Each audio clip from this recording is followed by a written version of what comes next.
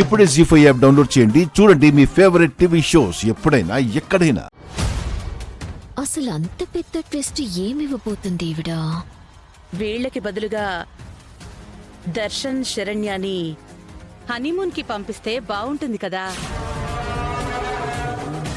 నీకు హనీమూన్ కి వెళ్ళడం ఇష్టమే కదా?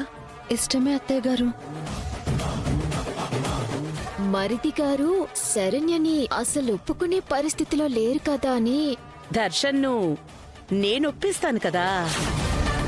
మీకోసమే ఇక్కడ వెయిట్ చేస్తున్నాను. మీ గాయం మీద అత్తయ్య గారు మరోసారి కారం చల్లబోతున్నారు. శరణ్యతో కలిపి మిమ్మల్ని హనీమూన్ కి పంపించే ప్లాన్ చేశారు. అదేతో తేడా అని ఉత్తరం రాసిన శరణ్యాని మీరెలా యాక్సెప్ట్ చేస్తారో? వాళ్ళు అనుకున్నంత మాత్రాన హనీమూన్లు కాపురాలు జరిగిపోవు. ఎప్పటికీ శరణ్యని నా భార్యగా అంగీకరించను.